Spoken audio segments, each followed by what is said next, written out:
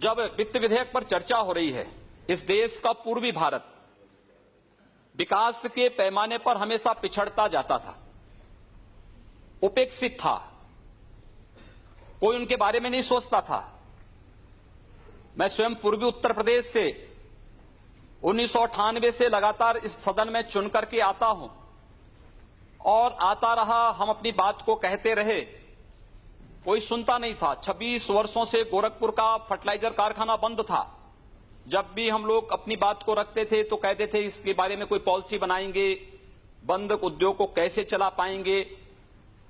लेकिन मैं धन्यवाद दूंगा और आभारी हूं माननीय प्रधानमंत्री जी का, 26 वर्षों से बंद उस गोरखपुर के फर्टिलाइजर कारखाने को न केवल माननीय प्रधानमंत्री जी ने पिछले वर्ष जाकर के शिलान्यास किया है, वहां पर कार्य भी प्रारंभ हो गया है और 2019 से पहले गोरखपुर में, बरौनी में, सिंदरी में नए फर्टिलाइजर कारखाना स्थापित होकर के खाद उत्पादन का कार्य, उर्वरक उत्पादन का कार्य प्रारंभ भी हो जाएगा। पूर्वी उत्तर प्रदेश में मैं इस सदन में लगातार चिल्लाता था, उत्तर प्रदेश के 34 जिले इंसेफ्लाइटिस से पीड़ित थे, मासूम बच्चे मरते थे।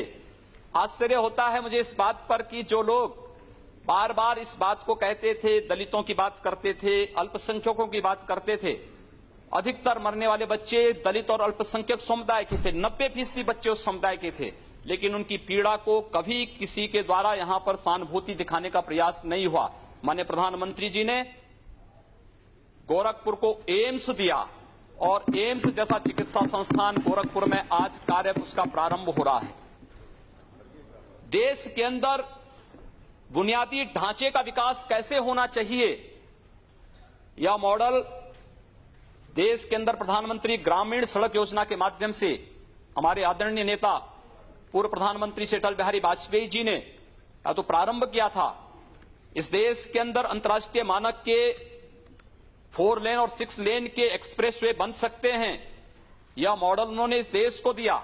और आज जिस तेजी के साथ इस देश के अंदर कार्य प्रारंभ हुआ है, वह मुझे लगता है कि विकास का एक अद्भुत ढांचा जो भारत को दुनिया की एक महाशक्ति के रूप में स्थापित करने में महत्वपूर्ण भूमिका का निर्वाह कर सकता है। महोदय, मैं आभारी हूं कि इस सदन में 1998 से लेकर के अब तक मुझे बहुत कुछ जानने, सीखने, संसदीय प्रणाली के बारे में बहुत कुछ सीखने का अवसर मुझे यहां प्राप्त हुआ है। और उत्तर प्रदेश के बारे में, आज उत्तर प्रदेश का दायित्व मेरी पार्टी ने मुझे सौंपा है और मैं उत्तर प्रदेश में सेवा के लिए अपनी सेवाएं वहां प्रदान करने के लिए जा रहा हूं। लेकिन मुझे बड़े दुख के साथ कहना पड़ता है कि 2.5 वर्ष में 2.5 लाख करोड़ रुपए केंद्र की मोदी सरकार ने उत्तर प्रदेश को दिए, लेकिन इस दौरान मात्र 78,000 करोड़ रुपए ही उत्तर प्रदेश के अंदर व्यय हो पाए हैं, क्योंकि उनका कोई विकास का ढांचा नहीं था। और मुझे लगता है कि ये जो स्थितियां हैं उत्तर प्रदेश के अंदर, मिला जनादेश स्वतः उन लोगों को जिन लोगों ने विकास और लोक कल्याणकारी योजनाओं पर हमेशा प्रश्न चिन्ह लगाने का प्रयास किया है, उन लोगों पर एक तमाचा भी है। उत्तर प्रदेश का जनादेश इस बात को साबित करता है।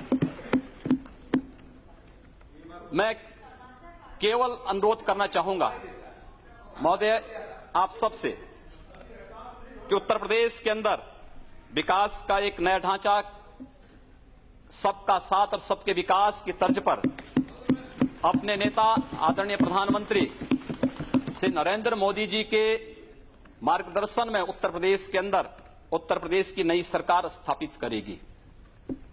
हम हर जाति, हर वर्ग और उत्तर प्रदेश के प्रत्येक नागरिक के विकास के लिए और उत्तर प्रदेश के प्रत्येक क्षेत्र के विकास के लिए हम लोग संकल्पित होकर के कार्य करेंगे। जो धनराशि अब तक खर्च नहीं हो पाई है, किन कारणों से खर्च नहीं हो पाई है, इन पर हम लोग प्रभावी ढंग से कार्य करने के दृष्टि से आज यहां पर उपस्थित हुए हैं।